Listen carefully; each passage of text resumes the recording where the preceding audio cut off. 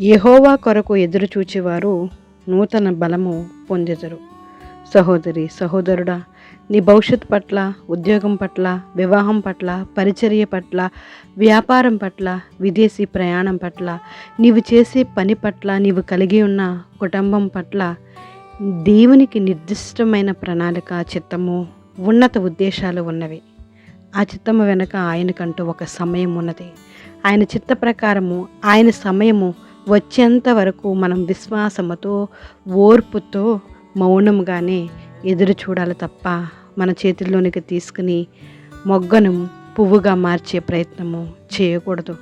ఒకవేళ నీవు అలా చేసే ప్రయత్నం చేస్తే నీకు కావలసిన దానిని పొందుకుంటావు కానీ అనుభవించలేవు, ఆనందించలేవు. నీవు పరిపక్వత కలిగిన ఆత్మీయుడవైతే దేవుని సమయం కొరకు ఎదురు చూస్తావు.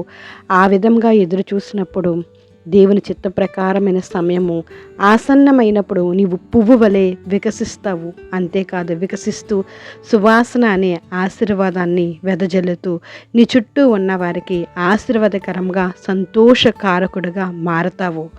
యెహోవా కొరకు కనిపెట్టుకుని వారు దేశాన్ని స్వతంత్రించుకుంటారు. యెహోవా కొరకు ఎదురు చూసేవారు నూతన బలాన్ని పొందుకుంటారు.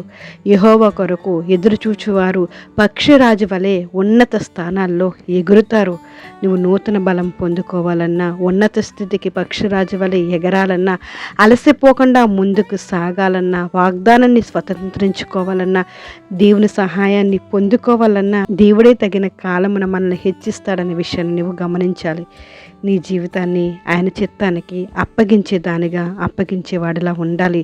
దేవుడే నీ త్రోవలను సరళం చేస్తారనే విషయాన్ని మర్చిపోవద్దు. దేవుడు సమస్తమును సాధ్యపరిచే దేవుడు. మన జీవితాన్ని ఆయన చిత్తానికి అప్పచెప్తే మనకు నచ్చినట్లుగా కాకుండా దేవుని ప్రణాళికలో మన జీవితాలు ఉండగలిగితే అద్భుతంగా ఉండగలుగుతాయండి. ఒక తల్లి పెరట్లో ఒక గులాబీ మొక్క వేసి తన కుమార్తెతో, అమ్మ, ఇప్పుడు మనం ఈ గులాబీ మొక్క వేస్తున్నాం కదా, త్వరలో ఈ మొక్క నుండి ఒక పువ్వు వస్తుంది, అది ఎంతో అందంగా ఉంటుంది, సువాసన భరితంగా ఉంటుంది అని చెప్పింది. అప్పుడే కుమార్తె ప్రతిరోజు పెరట్లోకి వెళ్ళి ఆ గులాబీ మొక్కను చూస్తూ ఉండేది. ఈ లోపల ఒక మొగ్గ వచ్చింది. అప్పుడు ఆ తల్లి, అమ్మ చూసావా, మొగ్గ వచ్చేసింది, ఇంకొన్ని రోజుల్లో ఈ మొగ్గ చక్కగా విచ్చుకొని ఎంతో అందంగా సువాసనగా వెదజల్లే పువ్వుగా మారబోతుందని చెప్తే ఆ కుమార్తె ఎంతో సంతోషంతో, టెన్షన్తోనూ, అమ్మ, పువ్వు రేపటికి వచ్చేస్తుందా, ఎల్లుండికి వచ్చేస్తుందా, నేను వెంటనే పువ్వుని చూడాలని ఆతృతగా బయటకి వెళ్తూ ఉండేది. ఆ మొగ్గ పువ్వుగా మారాలంటే ఇంకా కొన్ని రోజులు ఆగాలని తన తల్లి చెప్పింది.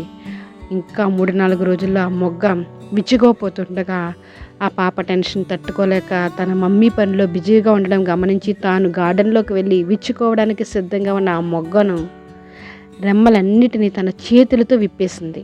ఇప్పుడు ఆ మొగ్గ ఎంతో కొంత పువ్వులా కనిపిస్తుంది.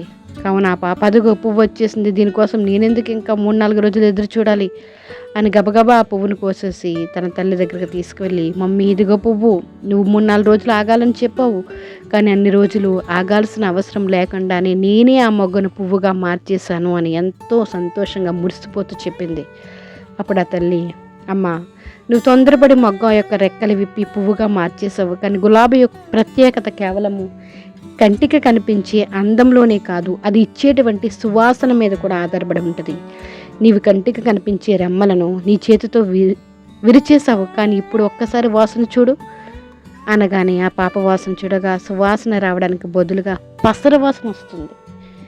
ఇదేమిటి మమ్మీ, నువ్వెంతో చక్కని వాసన వస్తుందని చెప్పావు కదా, వాసన రావడం లేదేమిటి అని అడిగితే అప్పుడు ఆ తల్లి, అమ్మ, తన కొరకు నియమించబడిన సమయాన్ని పువ్వుకు నీవు ఇచ్చినట్లయితే ఆ పువ్వు అందముతో పాటు సువాసన కూడా ఇచ్చేది.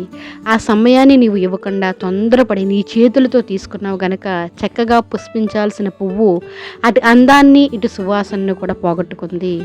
కాబట్టి నువ్వు ఎదురు చూస్తే తప్పకుండా సువాసన వచ్చేది అని తల్లి చెప్పింది.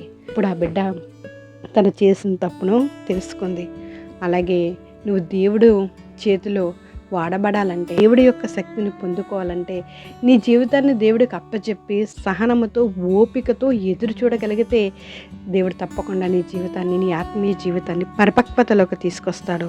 అప్పుడు నువ్వు సంతోషాన్ని, ఆశీర్వాదాన్ని తప్పకుండా పొందుకుంటావు. నీ ద్వారా ఇతరులు కూడా పొందుకోవడానికి అవకాశాన్ని నువ్వు ఇవ్వగలుగుతావు. ఆమెన్. ప్రార్థిద్దాం. జీవం కలిగిన దేవా, నీకు వందనాలు స్తోత్రాలు చెల్లించుకుంటున్నామయ్యా. మేము ఏమై ఉన్నామో నైనా కేవలం మీ కృప వలన మాత్రమే. ఈ ఉదయకాలంలో మీరు మాట్లాడుతున్నారు, యెహోవా కొరకు ఎదురు చూచేవారు నూతన ఫలాన్ని పొందుకుంటారని.